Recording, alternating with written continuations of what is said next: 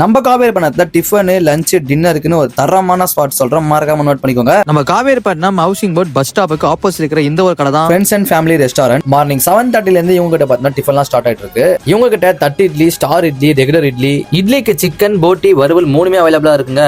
களிக்கு chicken mutton போட்டி ஈரல் சொல்லிட்டு எல்லாமே அவைலபிளா இருக்கு.